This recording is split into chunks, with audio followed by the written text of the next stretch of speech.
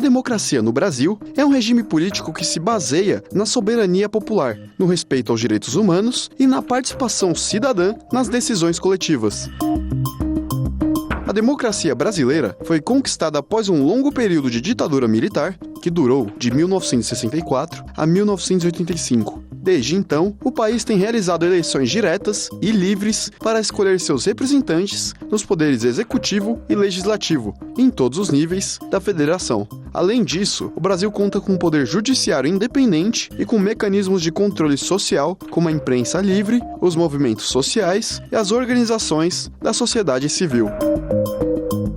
A democracia no Brasil, porém, ainda enfrenta diversos desafios, como a corrupção, a desigualdade social, a violência, a baixa qualidade da educação e da saúde pública e a polarização política. Para superar esses problemas, é preciso fortalecer as instituições democráticas, garantir o cumprimento da Constituição, ampliar a educação política e estimular o diálogo e a tolerância entre os diferentes grupos e opiniões. Rede Vida de televisão, Urian Fancelli. É Fancelli, né, Urian? Urian Fancelli.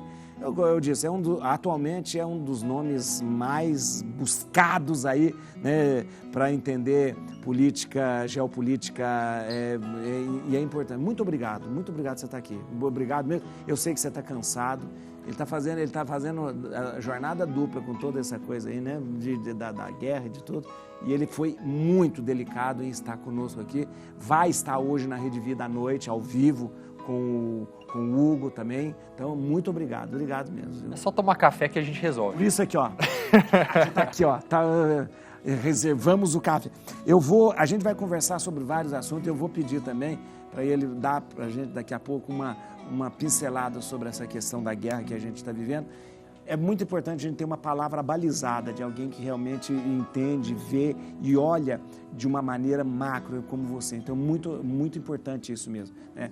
A gente está falando para o Brasil inteiro nesse momento e eu acho muito importante analistas como você, cientistas como você, que possa nos ajudar a pensar, possa nos ajudar a ter opinião. É muito ruim hoje, a gente vive uma situação de redes sociais, que cada rede social ela tem o seu lado, então isso é ruim, ninguém forma opinião hoje, né? A partir do momento que as pessoas colocarem o ser humano em primeiro lugar, não tem polarização, mas as pessoas não fazem isso, que elas querem colocar a ideologia na frente de tudo. Então, né? E aí a informação fica prejudicada também, a formação política das pessoas também fica prejudicada. Vamos lá. A gente vai começar conversando sobre democracia, mas eu preciso falar sobre a questão da situação atual aqui dessa guerra. Mas primeiro é o seguinte, o VT trouxe para a gente a questão de democracia e tal. Quando a gente fala de democracia vira uma palavra também que todo mundo usa, mas ninguém sabe o que é. Né? E principalmente todo mundo fala, isso é democracia, nós vivemos na democracia, que todo mundo gosta de falar também, Estado de Direito, esqueci o nome das coisas. O que é democracia mesmo? Democracia, assim, a primeira coisa que as pessoas falam é que é a vontade da maioria. Mas tá errado. Assim, as pessoas ajudam a banalizar quando elas falam desse jeito. Você tá lá com um grupo de amigos, vai pedir uma pizza, daí escolhe um sabor e fala, é democracia, ganhou calabresa, democracia. Não é assim. Democracia é um regime que transforma as visões populares em políticas públicas, ao mesmo tempo em que ela protege os direitos individuais. Quando eu falo direitos individuais, é direitos de todos os grupos, de minorias, de indígenas, de todo mundo. Não da maioria. Não da maioria, porque funciona dessa seguinte maneira. Quando você tem um grupo minoritário, ou seja, vamos usar a minoria como sinônimo de um grupo que não tem representação. Isso. Esses grupos, eles têm dificuldade para eleger aquelas pessoas que fazem parte desse grupo, porque eles são minoria. Minoria, eles estavam ali, E mesmo quando um ou outro desses grupos são eleitos, eles têm dificuldade de aprovar medidas que vão beneficiar esse grupo. Ou seja... É verdade. Democracia é um regime que é todo mundo cuidar de todo mundo.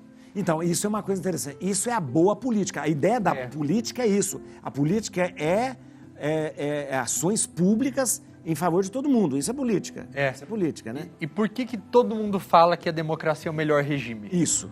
Porque ela é o único regime que permite à população eleger alguém e quando nós não estamos mais felizes ou satisfeitos com essa pessoa, também tirar. Que é essa oportunidade que a gente tem durante as eleições de 4 em 4 anos. Em regimes autoritários, isso não acontece. Porque o autoritário ele se agarra no poder e não quer soltar mais. É interessante que nós temos regimes autoritários chamados República Democrática, né? Interessante. A maioria das repúblicas democráticas. Porque se você fala, ó, esta é uma república democrática então, tá forçando a barra ali. Tá forçando. E não é democrática coisa nenhuma. Agora, o Brasil, ele se torna democrático, ele sempre foi democrático. Nós tivemos uma Constituição outorgada, mas o quanto que o Brasil pode falar que se tornou uma democracia mesmo? Na República ou antes disso? Já foi antes, foi interrompido por um regime antes, mas eu gosto de olhar para a história recente. Acredito que a partir de 1988, com a Constituição atual, a gente tem um regime que olha mais para as pessoas, para o ser humano de maneira individual. Então, acredito que a gente se tornou algo mais próximo de uma democracia liberal, mais moderna. Com 88. Eu acredito que sim. Deixa eu te falar, como cientista político, olhando as outras constituições, a Constituição brasileira é muito boa. É boa. 88. É boa, ela é completa, ela só tem que ser seguida, né? A dificuldade é essa. Mas ela é muito boa, porque eu já vi análises dizendo que é uma das melhores constituições do mundo que tem, muito bem feita. A gente tem um VT agora, a gente vai falar sobre os regimes, os tipos de regime de governo, depois eu vou conversar com o Urian. Os tipos de regime governamental referem-se à forma como o poder político é distribuído e exercido em um país. Existem vários tipos de regime governamental ao redor do mundo, cada um com suas características específicas. Democracia. A democracia é um sistema em que o poder é exercido pelo povo, geralmente por meio de eleições livres e regulares. Monarquia. Na monarquia, o chefe de Estado é um rei ou rainha. Existem 2 tipos principais de monarquia: monarquia absoluta, em que o monarca tem poderes ilimitados, e monarquia constitucional, em que os poderes do monarca são limitados por uma constituição e o país é geralmente governado por um sistema parlamentar, como é o caso da Inglaterra. República. Uma república é um sistema em que o chefe de Estado não é um monarca, mas sim um presidente eleito pelo povo ou por um corpo legislativo. Existem repúblicas presidenciais, onde o presidente é o chefe de Estado e de governo, e repúblicas parlamentares, onde o presidente é o chefe de Estado e o chefe de governo é o primeiro-ministro. Ditadura. Uma ditadura é um regime em que o poder é concentrado nas mãos de um indivíduo ou de um pequeno grupo de pessoas, frequentemente sem o consentimento do povo. As ditaduras podem ser militaristas, teocráticas ou autocráticas, e os direitos e liberdades individuais são frequentemente restringidos. Teocracia. Na teocracia, o governo é controlado por líderes religiosos ou por uma única religião dominante. As leis e políticas são baseadas nos princípios religiosos e os líderes religiosos têm uma influência significativa sobre o governo e as decisões políticas. Oligarquia. Uma oligarquia é um sistema em que o poder é mantido por um pequeno grupo de pessoas ou famílias ricas e influentes. Geralmente, as decisões políticas são tomadas para beneficiar esse grupo em detrimento do restante da população. Totalitarismo. O totalitarismo é um regime em que o governo exerce controle total sobre a vida pública e privada dos cidadãos. Esse tipo de regime restringe severamente as liberdades individuais e geralmente suprime qualquer forma de oposição política. Federalismo. O federalismo é um sistema em que o poder é dividido entre um governo central e entidades subnacionais, como estados ou províncias. Cada nível de governo tem sua própria esfera de autoridade e responsabilidade, o que permite uma certa autonomia regional. Estes são apenas alguns dos tipos de regime governamental que existem no mundo, e muitos países adotam variações ou combinações desses sistemas para se adequarem às suas necessidades políticas e culturais. O Brasil é uma república federativa, né? Federativa. Isso. Temos unidades da federação, né? É uma república federativa imperfeita. Porque quando a gente olha para outros lugares que são federações também, como Estados Unidos, existe uma divisão, eu diria, na minha visão, um pouco mais justa, onde os estados têm mais autonomia. Mais autonomia, é verdade. E aqui no Brasil isso não acontece direito. Quase que é meio... É tudo meio centralizado. Então... E a gente tem essa coisa, a gente nem tem como um estado ser tão diferente do outro, né? A gente não consegue, né? México também é uma federação, né? Mais ou menos para os Estados Unidos do México também que chama. Aliás, o Brasil chamava Estados Unidos do Brasil, né? Antigamente chamava Estados Unidos do Brasil por causa desses estados, que eram Estados Unidos. Essa questão, a gente quando fala da república, fala de democracia e tal, a gente, a gente volta que nós temos o direito ao voto. E é muito recente a questão do voto, principalmente o voto para se eleger presidente, para se eleger até o governador de um estado e tal. Isso quando na redemocratização do Brasil. É uma democracia jovem, a democracia do Brasil. Jovem e não quer dizer que seja segura, né? Existe constantemente ameaças à democracia, regimes, pessoas populistas, consideradas populistas, e eu me especializei nessa área de populismo. Isso é interessante você falar. Olha só que dado assustador. Existe um estudo que foi feito em 44 governos em 33 países. E esse estudo chegou à conclusão que governos considerados populistas ficam no poder 2 vezes mais tempo do que governos não populistas. E, para ficar no poder mais tempo, eles têm 4 vezes mais tendência em mudar as regras do jogo, ou seja, mudar a Constituição, mudar as regras eleitorais para ficarem no poder. Então, quando a gente fala em populismo hoje, é justamente você querer... É aquela pessoa que quer agarrar o osso e não quer soltar mais. Como é que a gente define um populista? Populista, existem algumas características para a gente identificar um populista, mas para definir o populismo em si, esse fenômeno, a gente precisa entender alguns conceitos. Um deles é povo, o outro, eu vou definir cada um. O outro é elite e o terceiro é vontade geral do povo. O que acontece? Povo, qual que é a definição de povo? Não tem. E assim, a gente vê muitas vezes populistas dizendo, o povo quer isso, o povo quer aquilo, o povo me elegeu. Não. E mesmo meu povo, tem mais Exato. Meu povo. Não, é o conceito excludente. Te elegeu quem votou em você. É verdade. Então, eles usam isso de maneira que só faz parte do povo quem pensa como ele. Então, por isso que também não é muito democrático. Então, você tem esse conceito do povo. Você tem o conceito de vontade geral do povo. Qual que é a vontade geral do povo? Também não tem, porque a população é diversa. É diversa, justamente. E as pessoas querem coisas diferentes. E o outro conceito é elite. Quem que é a elite? Não tem a ver com aquele negócio de elite do marxismo, elite econômica, não. Elite é quem detém o poder. Pode ser uma elite econômica, pode ser uma elite política. Então, para juntar esses 3 conceitos. No populismo, ele é uma ideologia que culpa a elite pelos problemas do país para fazer a vontade geral do povo.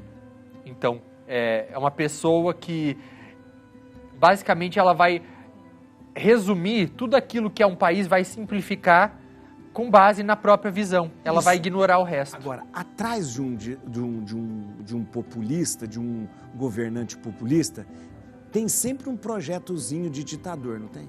Uma coisa assim, até de querer de tudo em volta dele, aquela coisa. Existe um autoritarismo, sim. Isso. Mas o que a gente vê hoje em dia, quando a gente fala até em golpe, nessas coisas, não é mais igual acontecia antigamente. Em alguns lugares, sim, que chega aqueles tanques de guerra com exército. Não, hoje a gente vê a democracia morrendo de dentro para fora. Então, onde que quando que se torna perigoso?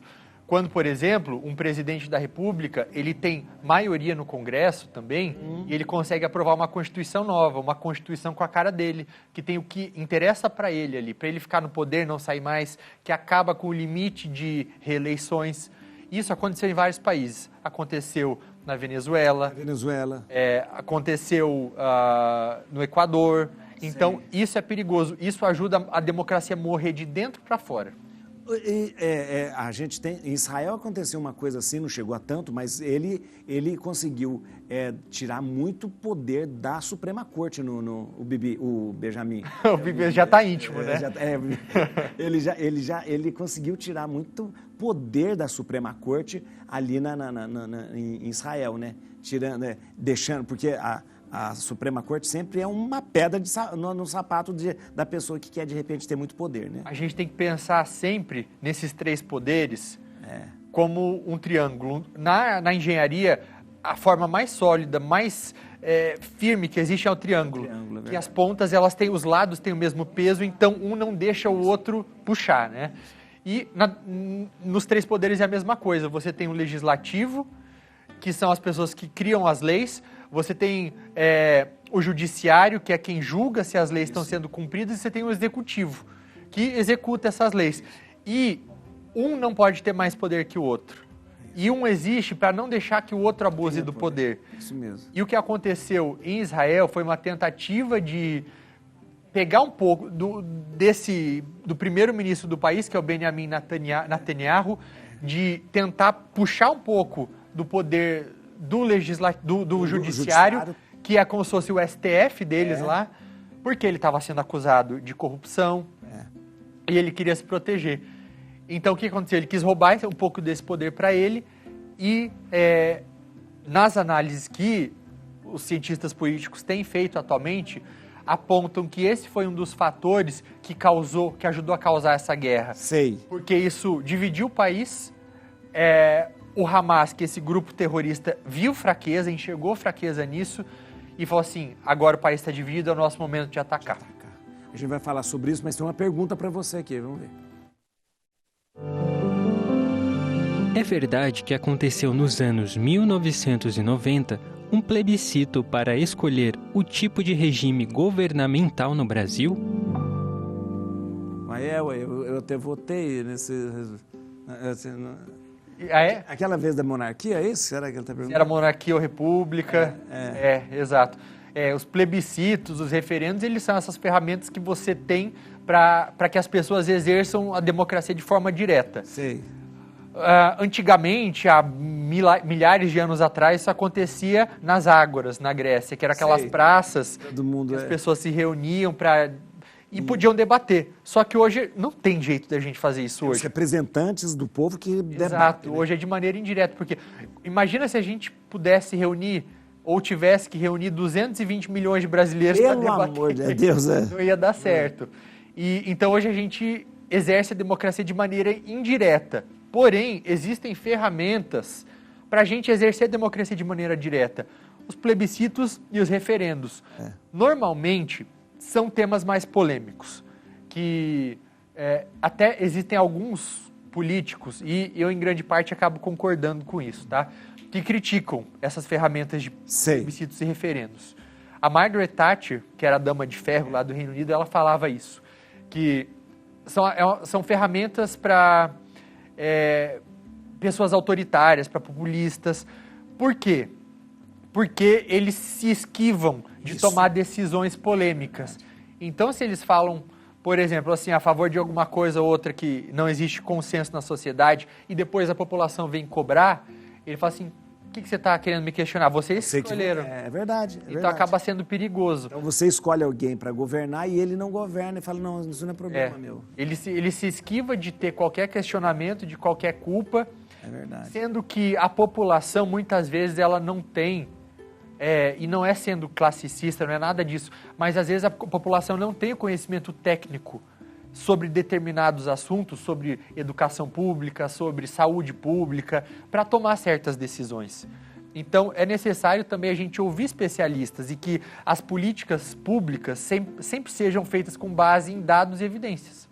É interessante. Esse plebiscito foi monarquia ou república e república parlamentar. E depois parlamentarismo e presidencialismo. Né? Isso mesmo. Eu gosto da ideia de parlamentarismo. Eu também gosto. Eu acho muito interessante o parlamentarismo. Você dissolver um governo e em qualquer momento colocar um novo governo. Eu acho interessante essa ideia. Pensa só. Quando a gente passa por um processo de impeachment no Brasil, não vou polemizar, não vou falar qual das vezes, mas é desgastoso, você fica lá 8, 9 meses. Não. E precisa de um monte de coisa, dá a impressão de uma fragilidade também, né? Nossa, mais um impeachment, né? Mais um impeachment. O país para só para olhar para aquilo. Agora, num parlamentarismo seria o quê? No parlamentarismo, como que seria? A gente votaria só pro parlamentar, ou seja, pro deputado ou pro senador, pode ser bicameral, né? Ter Câmara e Senado. E aí eles lá iriam decidir quem seria o primeiro-ministro, que seria quem... Pronto. O problema é, né, esse congresso que a gente tem que decidir quem que seria o primeiro-ministro. Olha, eu vou te falar uma coisa, não dava... E olha, nossa, é bom falar com você, conversar com você é bom, minha mãe. Deixa eu te falar uma coisa. Essa coisa que você falou do bicameral. A gente tem 2 câmeras, né? Isso. Câmaras, né? No Brasil, né? Tipo, uma câmara alta, uma câmara baixa, se fosse mais ou menos. Esse que você pensa, não é uma coisa muito antiquada essa coisa se bem que os Estados Unidos aqui usa e tal, na Inglaterra tem Câmara dos Lords, Câmara dos... Eu acho que assim, se for para desconcentrar o poder em um lugar só, eu acho que nesse aspecto ajuda. Esse é o objetivo. Imagina se tivesse só um presidente da Câmara ou só um presidente do Senado. É bom que tenha... num país desse tamanho, de 200... O Brasil é o 5º maior país em território, o 6º mais populoso, a 12ª maior economia. Isso assim, em 200 países. Então, é muita gente para ser representada. Então, A gente falou sobre cargos, sobre o que a gente... Vamos ver o que a gente elege. Veja só, depois eu vou conversar com ele. Vamos conhecer um pouco mais sobre o que fazem cada um dos cargos públicos que nós, como cidadãos, elegemos nas eleições. De 4 em 4 anos, com intervalo de 2 anos entre cada uma, ocorrem as eleições em esfera municipal e federal. Nas eleições municipais são eleitos os prefeitos, que são o poder executivo da cidade, e os vereadores. Os vereadores são responsáveis por elaborar as leis ao município e fiscalizarem o poder executivo, no caso, o prefeito. São eles quem propõem, discutem e aprovam as leis a serem aplicadas na cidade. Já na eleição em esfera federal, são eleitos o presidente, autoridade máxima do país, o governador, autoridade máxima no estado, os senadores, que têm o papel de debater problemas relacionados ao país e, assim, propor projetos de lei e emendas, além de agirem na fiscalização e legislação. Os deputados estaduais, que alteram e criam leis, auxiliam na fiscalização do governador e são representantes oficiais da população na esfera estadual. E os deputados federais, responsáveis por propor, debater e aprovar leis, além de votar sobre a aprovação ou não das medidas provisórias propostas pelo presidente. Eles também podem e devem fiscalizar e controlar ações do Poder Executivo e aprovar o orçamento da União. A política pode parecer algo bastante confuso, complexo. É importante sabermos o que cada cargo público que elegemos faz, porque assim, dessa forma, podemos cobrar seus deveres a favor da população. Então, nós temos, olhando assim, parece bem organizadinho todos os cargos que elegemos e tal, basta que funcione. A gente tem uma certa similaridade, né, o que é o poder aqui no município, com prefeito e vereadores e tal, né? São os 3 poderes em cada um. Ali, né? O que é o presidente a nível nacional é o prefeito, que é o executivo a nível municipal. O governador, que é e tal, a Câmara, Exato. A Assembleia Legislativa, estadual. Né? Aquela coisa toda, né? Isso o deputado estadual é a mesma coisa que o deputado federal, que é a mesma coisa que o vereador, só que a níveis diferentes. Nível diferente. E é o que mantém justamente, funcionando bem. Aquilo que você disse antes, a gente não tem tanta independência, os estados não têm tanta independência, mas funciona. Deveria. O que a gente tem que cuidar bastante, principalmente agora, que vai ser um ano eleitoral, no ano que vem, com promessas de pessoas que prometem aquilo que está além do poder delas. Então, assim, um vereador ele não pode fazer tudo o que ele quiser. Não. Tem certas coisas que ele não pode fazer. A mesma coisa que um deputado também não pode fazer, porque ele também não tem nem dinheiro para aquilo. Ele precisa fazer um projeto de lei, aquilo precisa ser aprovado.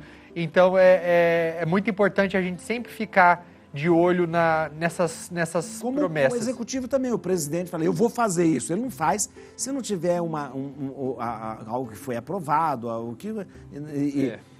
Agora, deixa eu falar uma coisa, eu queria conversar... Mayara, eu não sei se os VTs, mas eu queria trazer um assunto que está... para que as pessoas possam entender, eu queria muito a sua opinião sobre isso e também a sua orientação sobre isso. Acho importante, a gente tem que falar, a gente está falando sobre política, a gente tem que falar sobre essa guerra que está acontecendo para que as pessoas possam entender. O que está acontecendo?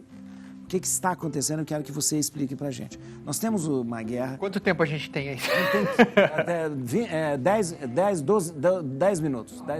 9 minutos. Então, 2000 anos. É verdade. Não, eu não quero que corra. Porque é o seguinte, só quero que as pessoas entendam. Israel declarou guerra contra um grupo chamado Hamas. Isso. Eu pergunto para você, guerras não são declaradas entre nações? Não necessariamente. Não necessariamente? Não. Existem guerras entre estados, ou seja, entre países, e guerras envolvendo atores não estatais, ou seja, que são outros grupos que pode ser uma facção terrorista. Isso. Então, pode ser guerra entre os dois grupos não estatais ou também entre um Estado e um grupo não estatal. A Hamas é o quê? Você classifica o Hamas como o quê? Grupo terrorista. Grupo terrorista. Grupo terrorista. Hamas é um grupo terrorista que está na faixa de Gaza e controla a faixa de Gaza. Exato. Eu consigo em 2 minutos contar como que a gente chegou nesse ponto. Fala isso mesmo. Tá. Então, existia lá já há muito tempo o povo judeu. E os judeus, eles sempre buscaram uma terra que fosse deles. Isso. E tinham dificuldade. O que aconteceu? Começou a existir um movimento chamado sionismo, que dizia que todos esses judeus tinham que mudar para uma terra que era a terra prometida. Onde que ficava essa terra? Ali, entre o Rio Jordão e o Mar Mediterrâneo, que é onde ficava um povo árabe ali, que eram os palestinos. E que era a terra prometida bíblica também. Exato. Também. Aí, dessa parte você sabe muito mais que eu. E o que aconteceu? Na Segunda Guerra Mundial houve o Holocausto, que causou a morte de 6 milhões de judeus na Europa. E aí foi o estopim para a ONU ser criada, que é a Organização das Nações Unidas, em 1945, e logo depois disso falou assim, está na hora de existir um país para os judeus. Vamos criar Israel. 48. Israel foi criado e colocaram justamente nessa região que eles diziam que era a Terra Prometida. O movimento sionista é de 1922, começa a viajar. Exato, só que aí foi fortalecido. Bem antes da guerra, logo depois da Primeira Guerra. E aí, o que acontece? Essa terra não estava vazia. Tinha pessoas que moravam lá. Que eram os palestinos. Que também não tinham um país próprio. Só que quando a ONU resolveu criar Israel, ela também falou, vamos fazer um país para os palestinos também. Porque lá, na verdade, foi dominado pelo Império Romano, Império Otomano e depois pelo Império Britânico. Teve a tutela do Império Britânico. Isso. E aí, os palestinos não ficaram felizes com isso, porque parte deles foram expulsos, o Estado que foi prometido para eles não foi entregue, então isso criou uma diáspora de mais de 750 mil pessoas, eles foram se instalando em outros países, em outras regiões. Ao longo do tempo, várias guerras foram acontecendo entre os israelenses e os palestinos, porque eles não ficaram felizes com isso. Então, houve lá a guerra da independência do Estado de Israel, que foi aquela ali na década de 40. Ben Gurion. E aí depois, talvez a mais recente para relacionar com o que está acontecendo agora, seja a guerra dos 6 dias, no qual Israel conseguiu conquistar um pouco de território árabe. O que aconteceu alguns anos depois? Houve a guerra do Yom Kippur. Que foi a grande guerra. Foi quando pegou de surpresa Israel. Foi quando 2 países ali da região quiseram recuperar um pouco do território. A Síria, na parte de cima, e o Egito pela parte de baixo. Aqui, então, era um dia do dia do perdão, um feriado judeu. O exército israelense lá estava meio que com a guarda assim mais baixa, estava tranquilo, as pessoas de feriado em casa. Então, houve uma invasão simultânea entre os egípcios e os sírios. De cima e de baixo. Várias pessoas morreram e foi um massacre para os israelenses. Aí, vários acordos de paz nesse meio tempo. Foi criada na década de 90 a Autoridade Palestina. Autoridade Palestina, porque antigamente era a OLP, né, que era a Organização da Libertação da Palestina. E aí não foi criado um Estado da Palestina, mas existia ali uma representação, que era uma figura que representaria essas pessoas. Yasser Arafat, que era na época, isso mesmo. Só que, olha só, demorou até 2012 para a Palestina ser considerada um Estado observador. Isso, na ONU. Para poder debater junto com os outros estados. E agora, o que aconteceu? A gente já falando do presente, pulando muita coisa. Isso.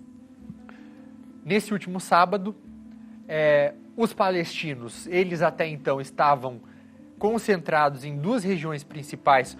Uma que era na faixa de Gaza, ali, que é uma porçãozinha de terra ali de 40 quilômetros. Perto do Egito. Entre o Egito e Israel. E a outra parte onde os palestinos estão é na Cisjordânia. O que acontece? Você tem dois territórios com palestinos. Dentro do que é o Israel. Só que não tem ligação por terra. Israel está no meio. É a mesma coisa se a gente olha para o sul do Brasil. Tem Paraná, tem Rio Grande do Sul e tem Santa Catarina no meio para dividir. Só que eles querem estar juntos. Então, isso... E assim, muita omissão da comunidade internacional ao longo dos anos para não criar um território para os palestinos. Isso ajudou com que grupos extremistas, terroristas, eles formassem essas organizações de luta armada, né? Então, um desses grupos é o Hamas, que surgiu em 1987, e fizeram um ataque a Israel no último sábado. Então, quem atacou Israel não foi os palestinos, foram Jamais. os palestinos. Foi um grupo, um grupo terrorista que atacou... De palestinos. De palestinos, do grupo terrorista de palestinos e tal. Hamas representa os palestinos? Não. O Hamas, ele cuida dessa região da faixa de Gaza desde 2007. Até 2005, Israel tomava conta da faixa de Gaza, que é uma região minúscula com 2,5 milhões de pessoas. É altamente povoada. É muita gente para um território tão pequeno. É um lugar que assim é do tamanho da cidade de Curitiba, talvez. E só que o que acontece? Eles fizeram esses ataques e Israel começou a responder. E historicamente, há momentos em que Israel tem um exército muito poderoso, um dos mais poderosos do mundo. Israel, às vezes, é acusado internacionalmente de acabar exagerando um pouco na resposta. Então, ao invés de acabar matando só terrorista, você acaba atingindo a população civil. E a grande crítica é essa. Porque o Hamas é um grupo que, de acordo com dados da inteligência do governo americano, são, no máximo, 30, 40 mil pessoas. Só que só a faixa de Gaza tem mais de 2,5 milhões. E nesses 10 dias de guerra, foram quase 3 mil mortes. Só nessa região. Não só de terroristas, mas a maior parte mulheres e crianças. Porque quando você faz bombardeios indiscriminados, e até mesmo para a guerra existem leis internacionais que falam o que pode e o que não pode fazer, você atinge os civis. Então, aí já foram 700 crianças mortas, muitas mulheres mortas. Israel, e eu não estou tomando o lado de Israel. Não tem... polarizar seria... Nem o lado dos palestinos, não. Esse momento não é momento de polarizar. Não. É o momento da gente pensar que vidas estão sendo perdidas dos dois lados, tanto dos soldados israelenses, que vão ter que entrar nessa região, vão acabar morrendo por uma guerra que eles não queriam, que é consequência de 3 gerações, 4 gerações atrás, e dos palestinos que não tem nada a ver com esse grupo terrorista e também estão morrendo. Então, muita vida sendo perdida à toa por muita omissão internacional e cada vez mais difícil chegar numa conclusão e com o risco disso escalar. O que é escalar? É aumentar. Outros países acabarem se envolvendo. Nesse momento agora, existe o risco de um outro grupo terrorista. De o Hezbollah que é do Líbano. Que é do Líbano, né? Na parte de cima do norte Israel, também.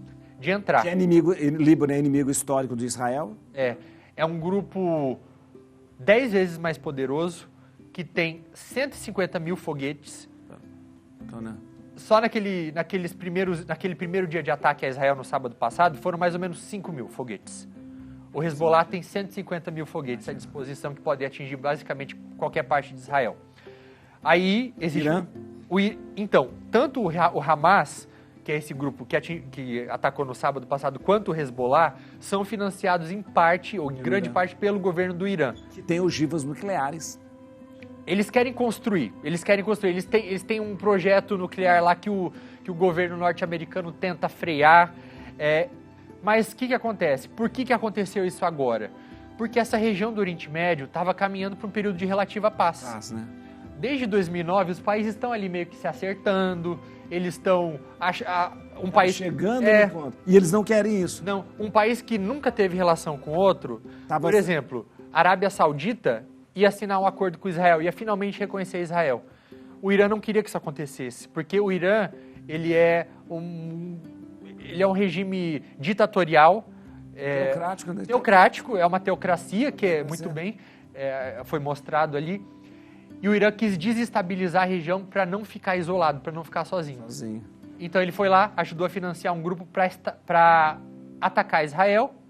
E agora existe a chance desse outro grupo entrar, o Hezbollah, e os Estados Unidos, para mostrar que Israel não está sozinho, porque vai também mostrar força. Tem uma parceria muito forte com Israel, começou a mostrar que os Estados Unidos são o exército mais poderoso do mundo. Já colocaram 2 porta-aviões gigantes lá perto de Israel, para intimidar o Hezbollah para eles não entrarem. Então, é um período de tensão, é por isso que todo mundo fala disso o tempo inteiro, em todos os jornais só se fala disso. Por quê? Como que isso atinge a gente? Talvez seja importante falar. Eu já termino, viu? Já termino. Vão me dar uma rasteira e nunca mais vão me convidar para vir. É verdade. É uma guerra na Ucrânia acontecendo agora. Isso influencia o preço dos alimentos no mundo inteiro. Dá uma insegurança alimentar, principalmente para os países mais pobres. Porque a Ucrânia é um grande produtor de grãos. E, do outro lado, o Oriente Médio como o grande produtor de petróleo. Está acontecendo agora, ou aconteceu até domingo passado, uma reunião do FMI em Marrakech, no Marrocos. Eles deram um dado que é o seguinte: foi feito um estudo que diz, se o preço do petróleo aumentar 10% no mundo, há uma inflação de 0,4%. Ou seja, a gente tem uma região que influencia no preço dos alimentos em guerra, com uma região que influencia o preço dos combustíveis em guerra. Pronto, nós estamos fritos, ou seja, nós que somos pobres, a gente está frito. Saindo da pandemia, inventa essa guerra. Olha, eu queria agradecer muito você, eu queria ficar escutando você a tarde inteira. Vou assistir sua entrevista hoje à noite aqui. Atenção, deixa eu te explicar uma coisa. Você segue o Urian no Instagram, para você ficar por dentro de tudo que está acontecendo. Com uma palavra muito, muito fundamentada. Atenção, @UriaFancelli. Se colocar Urian, U-R-I-A, só vai ter. Só tem eu com esse nome. Não, seu nome bonito. @UriaFancelli, com 2 L's. Está escrito aqui, ó. Está escrito aqui. E olha, você não trouxe o livro, ele lançou um livro agora, que é um sucesso. Segunda edição já. Segunda edição. Sucesso. Como chama o livro? Populismo e Negacionismo. Populismo e Negacionismo. Olha aí, beleza, olha aí. O livro sucesso. E você pode ficar hoje assistindo, hoje, 10h30 da noite, aqui na Rede Vida de Televisão, com o repórter Hugo, que vai estar conversando com o Urian Fancelli hoje. Termina o programa de hoje com a Aquarela do Brasil, do Ari Barroso. Muito obrigado a você, viu? Obrigado, viu? Muito bom.